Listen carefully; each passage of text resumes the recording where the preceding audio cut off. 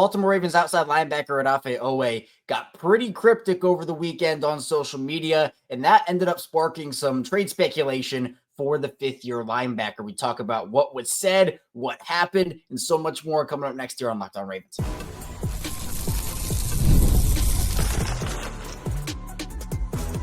You are Locked On Ravens, your daily Baltimore Ravens podcast. Part of the Locked On Podcast Network, your team every day.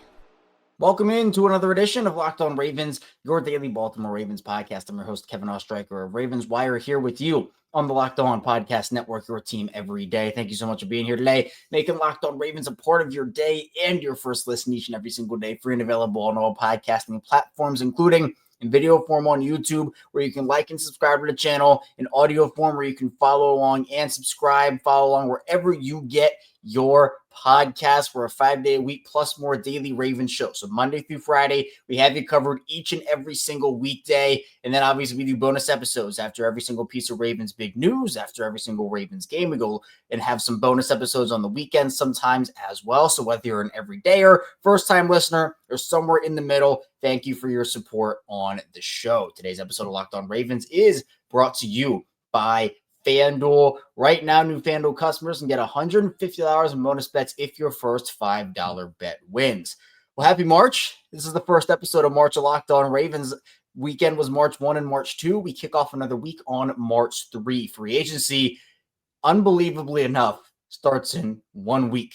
1 week away from the legal tampering period. Obviously, the new league year starts a couple days after that, but at 12 p.m. Eastern, I believe the time is, on Monday, March 10th, teams can reach out and agree to deals. Now, those deals cannot become official, again, till the new league year starts, but we'll know where some guys potentially could be going from the Ravens roster. Maybe some guys re-sign. Maybe the Ravens do agree to some contracts before the new league year starts. And we'll obviously have all that coverage. For example, we'll talk about Ronnie Stanley in the second part of the show. But if he ends up signing a new deal before free agency starts, we'll be live talking on Locked On Ravens about that. But over the weekend, there was a situation that developed, and a lot of people took it a lot of different ways. And that is Odafe Oweh tweeting for the first time in almost 3 years. And really out of nowhere, was very cryptic, couple of tweets. No one knows what's going on still. We're here on Monday. This happened on Friday. Still no one knows what's going on. And we're going to kind of talk about what he had to say. And then we'll talk about maybe what the future for Odafe Oweh is, because we're not going to sit here and just speculate for like 12 or 10 or whatever minutes about, what could this mean? What could this mean? We'll talk about it for a few, but then I want to kind of break that into a larger conversation. Mentioned Ronnie Stanley. Talk about Ronnie in the second part of the show, because that situation seems to be moving fast, and there was more on that situation over the weekend. And then we'll get into mock draft Monday. I'll read out my mock draft I did yesterday and get to some listener/watcher mock draft. So Odafe Oweh ended up taking to social media on Friday night, and again, just kind of out of nowhere got super cryptic. So first tweet in almost 3 years, he just tweeted a peace sign, just a peace sign. And obviously you take that as it is. It can mean a lot of different things, but does that mean Oweh is gone from Baltimore? Does it mean that, he got fed up with contract negotiations? Does it mean that he got traded for somebody or is going to, or does it mean that this happened? So many things that it could mean.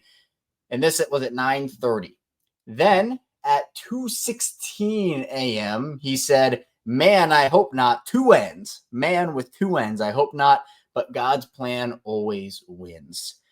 So this one was more of like, does he hope he doesn't have to leave Baltimore? Does he hope that, this isn't it in his contract negotiations and the Ravens go up? I mean, again, Oweh is on the 5th-year option. Let's just dive into some numbers, first of all, on Odafe Oweh quickly.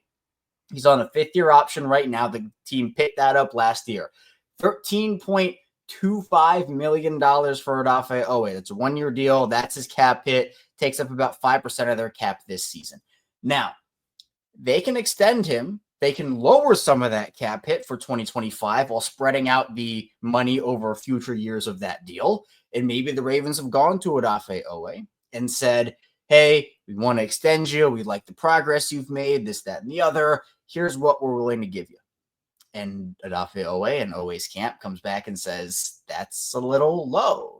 We might want to bet on ourselves a little more than that. That might be the conversation again, because we know the Ravens like to go and essentially try to sign or re-sign their own players to team-friendlier contracts before they hit free agency. And that has done them well over the course of their franchise history.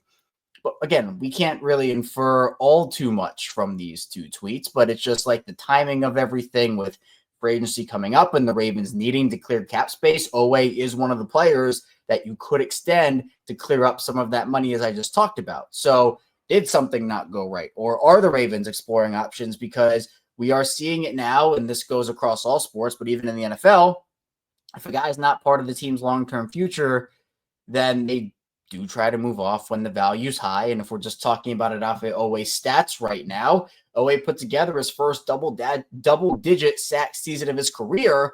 He ended up having 10, and that was after 5-3-5. Really took a step. I know it wasn't all consistent. There were games where he really was a no-show, and then other games where he would go out there and have 3 sacks and dominate and look like the most unstoppable player on the field. But there still was progress. He's still an athletic freak at 6'5", 255, and I mean that in the absolute best way for Odafe Oweh. He has the prototypical build that a lot of NFL teams love at that position, and obviously there's a lot that goes into his game, from pass rush production, setting the edge, this, that, and the other.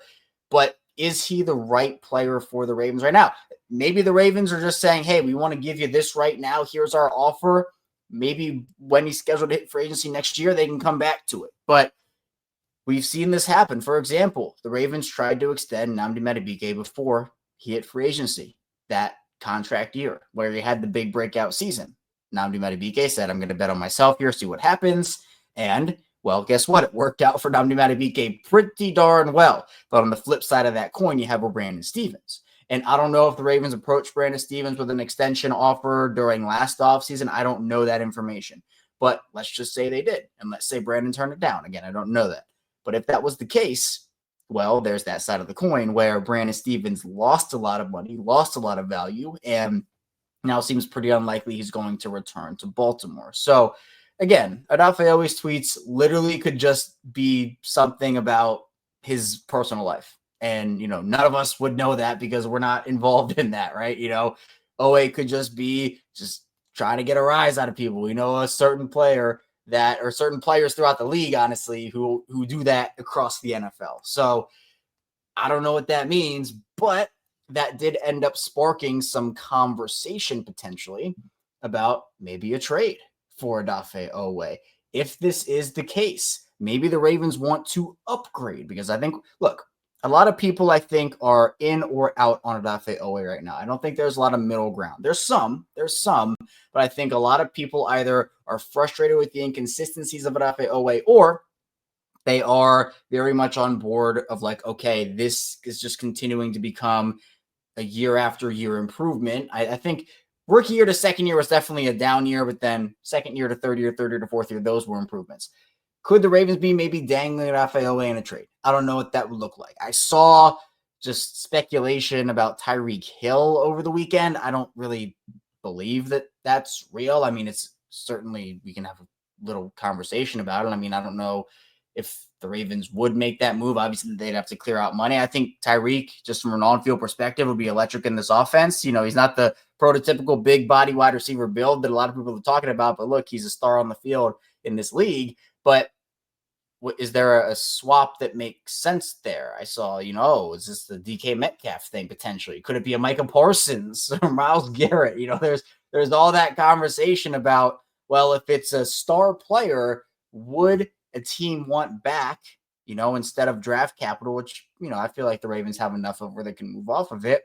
Does that mean Odafe Oweh is the one that gets moved on from? I personally am not reading a lot into this, if I'm being honest. I mean, this really could mean tens of thousands of different things, literally, because we don't know.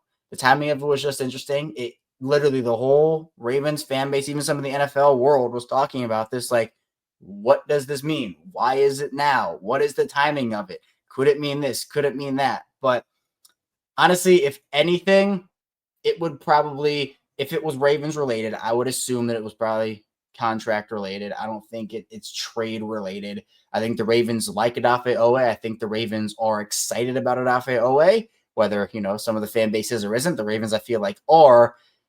But we do know that maybe Oweh and his camp were looking for one number, and maybe the Ravens gave them a different number. I do not know, but it's always fun to get a little riled up on a Friday night with some cryptic tweets from players and get to speculate 10 million times about what each little word means. So I think the one that's intriguing, though, because the peace sign obviously is very vague and leaves stuff to the imagination, like what could it mean? But man, I hope not. I don't know. I mean, again, it could, you can't really tell, but at the end of the day, Oweh is a player. And look, with the state of the Ravens outside linebacker room right now, it's him and Kyle Van Noy that you really trust there. Tavius Robinson, I think, is going to have a big, big year. He's my pick already. I'm putting my stamp on it now. A breakout player for the Ravens in 2025. But unless they make an upgrade there, which I definitely expect them to look at, by the way, but just as the room stands, Oweh is, he and Van Noy kind of share that number one outside edge pass rusher duty. And I think that is why people are looking for an upgrade, or at least for Oweh to take another step. Because if he doesn't, and look, if he's a 10-sack player, that's still a good player. But I think game record, game changer is what this Ravens defense needs at that position. Now, if that's someone else and Oweh can be a complement to that on the other side, then okay, like that works. But I do feel like there are these expectations for Oweh, which I don't think are unfairly placed, being he's a former first-round pick and whatnot. But I think those expectations do come in the fact that, yes, there's not that player on the Ravens edge group right now. So someone has to be it. And obviously, Odafe Oweh fits that bill better than anybody they currently have. But if there's an opportunity to upgrade to a Micah Parsons and the Ravens have to offer a 2 and Odafe Oweh or a 1 and Odafe Oweh for Micah Parsons, I think you have to take that deal, don't you? I mean, I think the Ravens would be foolish not to. So it sparks interesting conversation about the position, but in terms of the tweets themselves and what they mean, again, I wish I could tell you 100% certainty, but obviously I cannot, because there's so many different ways that those tweets can be interpreted. But certainly made for an interesting weekend over on the Ravens social media sphere. Coming up in the second part of the show, that Ronnie Stanley situation in Baltimore seems to be moving pretty quickly along. We'll talk about the latest on that and more coming up next on Locked On Ravens. First, this show is brought to you by FanDuel. When the game tips off, the NBA action is just getting started. There's no better place to get internet than FanDuel, America's #1 sportsbook. With FanDuel, you can place live bets throughout the game, so even if you miss the opening tip-off or want to bet on a fourth quarter comeback, you can stay in the action. If you're looking for a bigger payout, you can even combine your live bets into a same-game parlay. I love using FanDuel's live betting feature because it keeps every moment of the game exciting, whether I'm backing my team for a late-game rally or picking a player to hit a clutch 3. I never feel like I missed my chance. Plus, the app is easy to use, and when you win, you get paid instantly. Right now, new FanDuel customers can get $150 in bonus bets if your first $5 bet wins. Just visit FanDuel.com to join today. That's FanDuel.com for your shot at $150 in bonus bets. Make every moment more. FanDuel, the official sports betting partner of the NBA. Back here on Locked On Ravens, Kevin Oestreicher here with you on this Monday. First episode of March here on Locked On Ravens, episode 1,456 consecutively for me on the weekdays over here on Locked On Ravens. I've not missed one show of this since 2019, since the first day I started this. Never, ever have done it. And to me, that's a very big accomplishment because it is my goal here to bring daily Ravens coverage each and every weekday, which I have delivered on since 2019. Now, Ronnie Stanley, big piece for the Ravens in free agency. And the growing expectation in Baltimore is that he will return to the Ravens. Growing, honestly, not just in Baltimore, but that's the growing expectation throughout the league. And Jeremy Fowler of ESPN was putting out his latest combine buzz that he heard throughout the event. He put this out yesterday. And one of the things that he noted in his article was the Ravens. And he said, quote, "The sense out of Indy is that the Ravens and left tackle Ronnie Stanley can agree to terms on an extension in the coming days. That's hardly a slam dunk, but there's a sentiment to try to make that happen. Some inside the league are projecting the deal to land somewhere between the $21 and $23 million per year range." He also talked about Derrick Jackson, who ended up re-signing with the Rams. Stanley going back to the Ravens would help free agent left tackles like Cam Robinson and others as well. But the big thing, obviously, to take away from this is that seems more and more likely by the day that Ronnie Stanley will be coming back to Baltimore. Now, as Jeremy Fowler does note here, that's not a guarantee. Just because it seems and feels likely does not mean it's a guarantee. But we talked with Brian McFarland on our Wednesday show last week. Ravens salary cap guy does a lot of great work. He knows his stuff. If you haven't checked that episode out, be sure to check it out because we talked a lot about where the Ravens stand salary cap wise.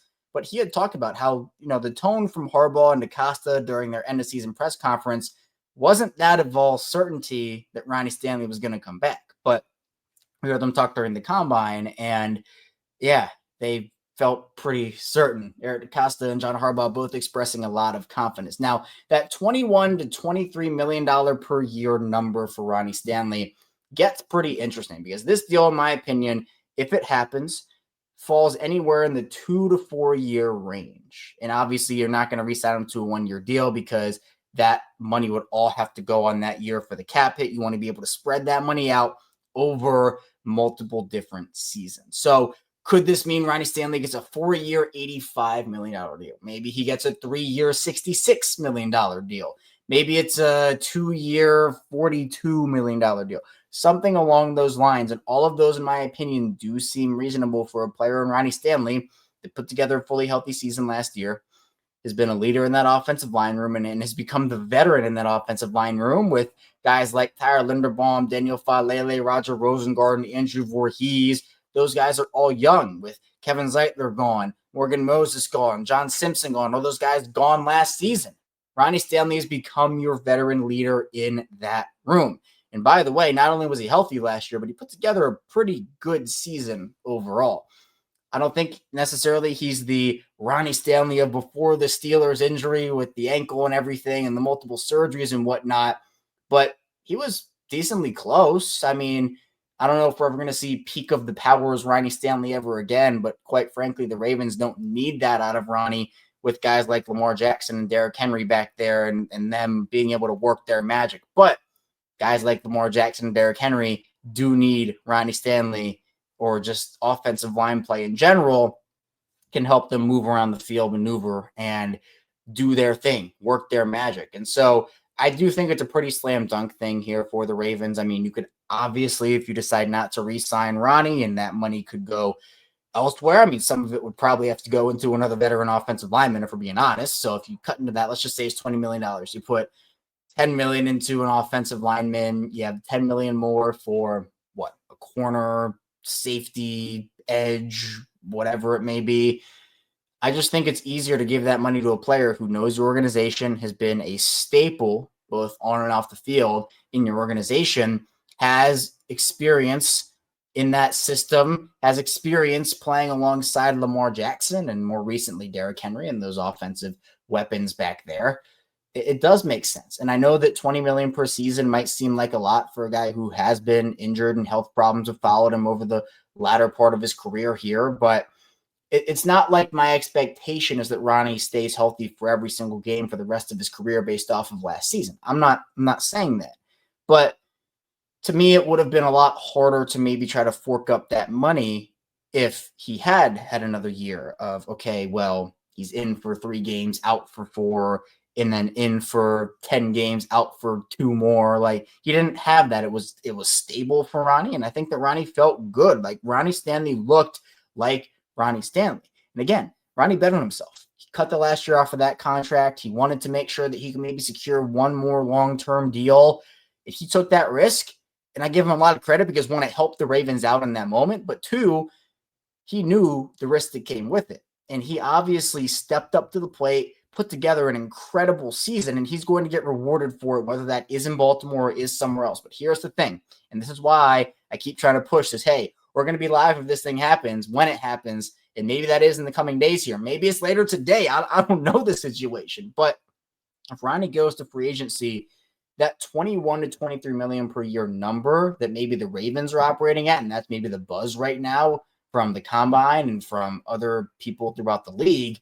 Well, if he goes to free agency, that number might hike itself up to maybe you're talking 25 to 27 million per season. And maybe a team's willing. If the Ravens, let's say, hypothetically, the Ravens are only willing to give Ronnie a 2-year deal, maximum 3.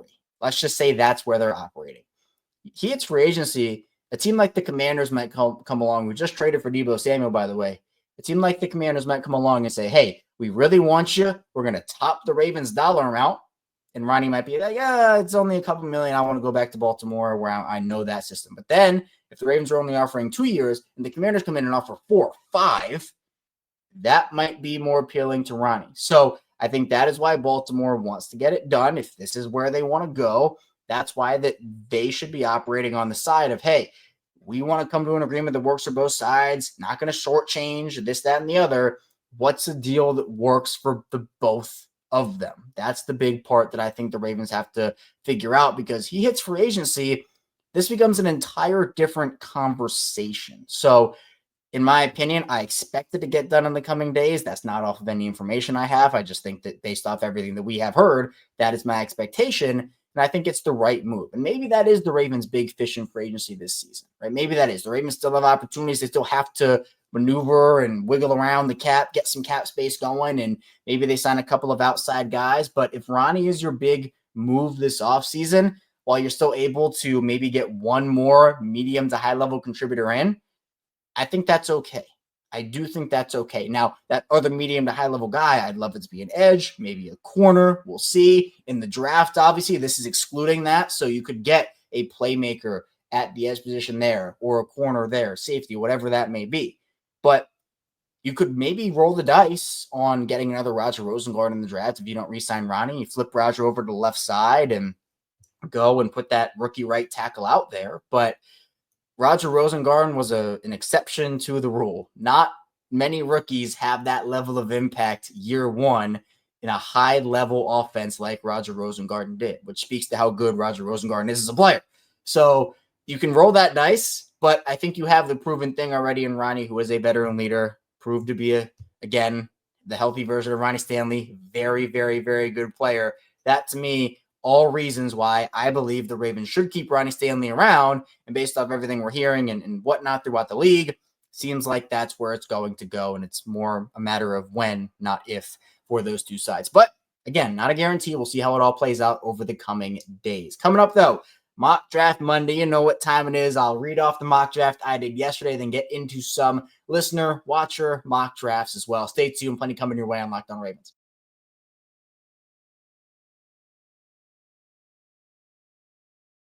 Back here on Locked On Ravens, Kevin Oestreicher here with you on this Monday edition of the show. 5 days per week of Ravens coverage here, so tell a friend and tell a family member as well. Obviously, word of mouth, still a big thing. This is the age of social media, and obviously we promote everything on there as well. It's at CashSharker34 on Twitter, on Instagram as well. But if you have a friend or a family member who likes daily Ravens coverage, likes the Ravens, or even just wants the Ravens perspective on something, be sure to send them our way over here on Locked On Ravens, video form, audio form, same show, either which way you watch or listen here. Be sure to become a part of the community. I'd absolutely love to have you. We have built amazing communities, video form, audio form, social media, subtext, and I can't wait to continue on this ride as we continue to upgrade the show week after week, month after month. YouTube, we got new thumbnails last week. I'm loving those, and we're continuing to grow here on the show.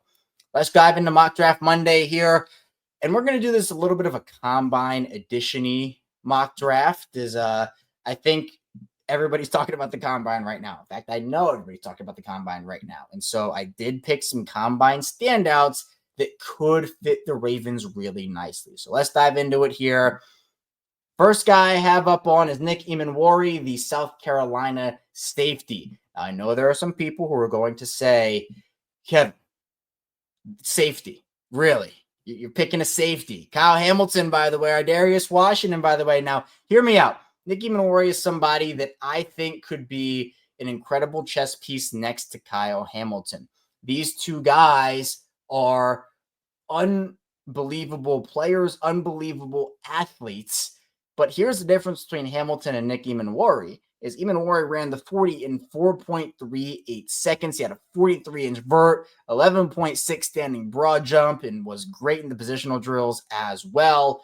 Kyle Hamilton didn't have a great 40. So he drops. Now, he shouldn't have, but this is a player that, with the athletic tools that Nick Emmanwori has, a defensive backfield of Emmanwori, Hamilton, Washington, Humphrey, Wiggins. You add another corner into that equation.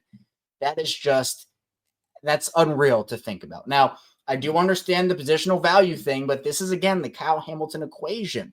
The Kyle Hamilton equation is you pick good talent and you figure out the rest later, right? You do that, because if you try to force need or force skill set, and that player, it's a guy who should be taken in the second or third round, but he's the skill set, so taking him in the first, that gets you into trouble sometimes because you're forcing that. And that's why the Ravens have been such a good franchise, a consistent franchise, is because, yes, they understand the skill sets and the positions that they need, but they don't force it to the point where they're taking guys that they don't like. They take the talent and figure out the rest later. So I think that Emmanwori has absolute star stud potential, and he would be an absolute joy to work with for Zach Orr, who could utilize so many different ways as a chess piece to put him, Hamilton, Humphrey, all these versatile pieces together on the field. So, he had 2 interception returns for touchdowns last season. He had 88 tackles, and he is projected to go right in, or at least he was, in that 27, 28, maybe very, very early second round. Now, honestly, it doesn't seem like Emmanwori is going to fall anywhere past 20, 22. But again, if he's in the range, the Ravens love him. They trade up for him. Wouldn't be shocked by that whatsoever. Next up, Kenneth Grant, Michigan defensive lineman. No shot he's available here. But again, when the mock draft simulator gives it to you, you got to take it. You got to take it. Kenneth Grant is an absolute star. I expect him to be a first-round pick, probably, honestly, a mid-first-round pick. Again, have no idea how he fell here. He's one of the most dominant defensive linemen in this entire class, and it's a very dominant defensive line class, by the way. He would slot in seamlessly in this Ravens defense. He's a very powerful defensive lineman who can excel as a run defender, pass rusher. He is the entire package, and again, had some good moments at the combine too. So I think that Kenneth Grant, if he's available here, I don't know what's going on with him, but the Ravens would run up that card. There's no question about it. And then I ended up taking his teammate, Josiah Stewart, Michigan edge at number 91. Now, he's been on the smaller side, and I know people might be a little hesitant to take another Michigan edge rusher after David Ojabo and that not having panned out. But there's a lot of potential here with Josiah Stewart, especially because I think he already has a winning pass rush arsenal. The issue with him is going to be, with his size, can he defend against the run? Is he going to get washed out of plays? So it might be more of like a situational role for him early on in his career. Maybe he adds strength or whatnot and figures that out. But again, I think the Ravens need burst and juice in that pass rush room. I think that Josiah Stewart does bring them that. And plus, familiarity with Grant, and you have the Michigan Harbaugh connection. Obviously, Jim is in Los Angeles now, but still, I think it gives you a lot that you can work with there. Then we go Pat Bryant, Illinois wide receiver. Pat Bryant, this is kind of against the grain when it came to the combine. Didn't have a great combine overall in terms of some of the drills he did, but he's a big-bodied player, can go up and get the football. And I think, to me, I'm more trusting the film here than I am the combine. And that is what the combine essentially forces teams to do. It puts them in a situation where, do you trust the position drills or do you trust the film?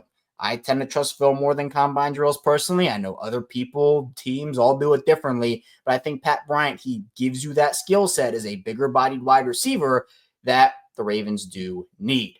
Next up, Charles Grant, William & Mary offensive lineman. I expect this to, look, to me, this was pretty late to take an offensive lineman. It's the way the board fell. There weren't really offensive linemen that wowed me, and I wasn't going to force anything here. So I took Charles Grant, who I think has potential to be one of the better offensive tackles in this class with the right coaching. He has a bunch of skills that already can translate over, a bunch of other ones that with refinement can really help him elevate his game up. And if the Ravens re-sign Ronnie Stanley, they're not going to need an offensive tackle to step in immediately. And he can honestly sit behind Rosengarten and Stanley. And then maybe when Stanley does leave, you have your replacement option already in a guy like Charles Grant. Next up, J.J. Pegues out of Ole Miss.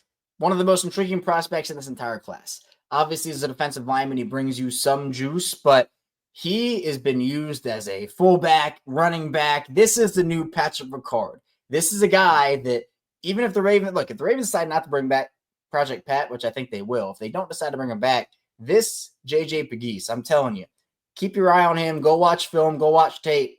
He could be the next Patrick Ricard of this class. And I think that teams have seen the Ravens, and for these heavy run teams, we're looking for fullbacks. Fullback is, again, a little bit of a dying breed here, but you can use him as a versatile piece both on offense and on defense. And I think the Ravens, they would absolutely love to have a guy like that. And even if it is just for you're the Patrick Ricard replacement, this is what we're going to use you for, I think it'd be a really fun pick for Baltimore. Jonah Monheim, the USC center. He has experience playing tackle, guard, center. He's someone that I picked just based off of positional versatility. Feel like that the Ravens, again, could use a guy who has that, especially, look, if Patrick McCary leaves in free agency, you're going to need a guy who is versatile there. Upton Stout, Western Kentucky corner at 185. I think Upton Stout's one of the more underrated corner prospects in this class. There are some other guys that I like as well, Mello Dotson, etc., but I think Upton Stout would be a steal here. Q Robinson, Alabama edge at 205. A lot of raw traits here, some potential, and obviously we know the Alabama pipeline with Ozzie Newsome there.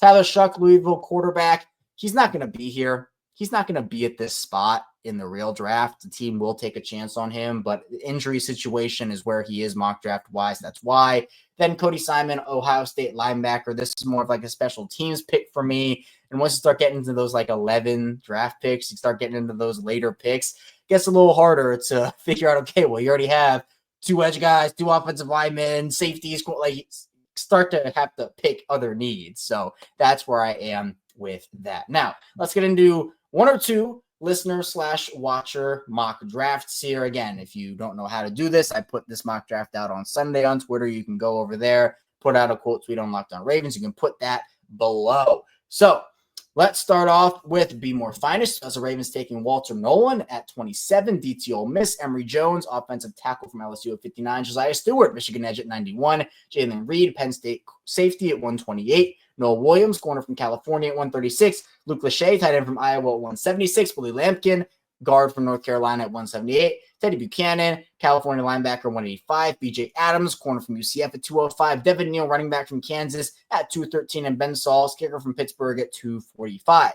Building the trenches, first 3 picks, DT, OT, edge. I like that. Then some safety, corner depth, Luke Lachey. He's the guy I like the most in this class, at least for where their position is for the Ravens at that position.